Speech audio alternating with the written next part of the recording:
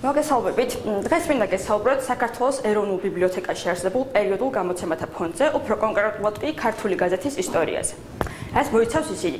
ზოგადად მინდა რომ მიმოხილვა გავაკეთოთ და შემდგომ სანამ კონკრეტულ საკითხზე გადავიდოდეთ, აუცილებელია აღვნიშნოთ ეროვნული ბიბლიოთეკის ძალიან მოკლე ისტორია, რომელიც 1846 წლიდან იწყება და მის 5 კორპუსში, ან 16 დარბაზში განთავსებული არის 3.600.000-ზე მეტი, ბევრად უფრო მეტი წიგნი და სანამ უშუალოდ ქართულ გაზეთზე გადავიდოდეთ, აუცილებელია გავიხსენოთ თვითონ გაზეთის ისტორია, რომელიც იწყება ჯერ კიდევ ძველ რომში, წელი წელთაღრიცხვით მეორე საუკუნეში ძველ რომაელებს გაჩენიათ ინტერესი იმისა, რომ მიიღოთ სასურველი ინფორმაცია. თავდაპირველად არსებობდა ცნობის ფურცელი, რომელთაც რომაელები სასურველი ინფორმაციას იღებდნენ, მაგრამ ეს ცნობის ფურცელი იყო ატარებდა არაოფიციალურ ხასიათს. ხოლო ოფიციალური ხასიათი მას მიანიჭა იულიუს კეისარმა და შემდგომ უკვე ოფიციალურ ცნობებს მოიცავდა ეს. მაგრამ თანამედროვე სახით გაზეთი გაჩნდა მე-16 საუკუნეში, მას იტალიური სახელია სწორედ გაზეთი და წვრილ მონეტებს ეწოდებოდა, რომლითაც ყიდულობდნენ ამ ცნობის ფურცლებს.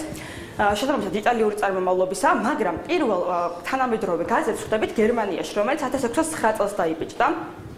მაგრამ მიუხედავად იმისა, რომ გერმანია იყო პირველი ამ სფეროში და გაზეთი სწორედ მან გამოსცა პირველად, დღესაც და მაშინაც ამ სფეროში პირველობას ინარჩუნებს ინგლისი.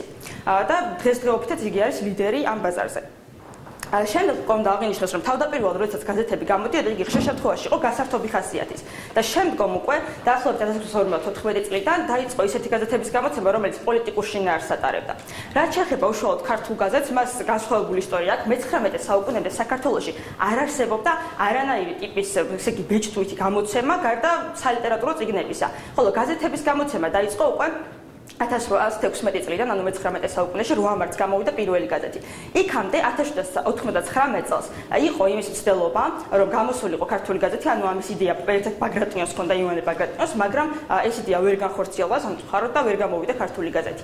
ხოლო პირველი გაზეთი, როდესაც გამოიცა 1816 წლის 8 მარტს, თავდაპირველად მას ეწოდებოდა საქართველოს გაზეთი, ხოლო შემდეგ ქართული გაზეთი, რომლებიც ჩვენ აქ გვაქვს, ეს არის საქართველოს გაზეთი, რომელიც პირველად გამოვიდა, შემდეგ ქართული გაზეთი ეწოდებოდა მას.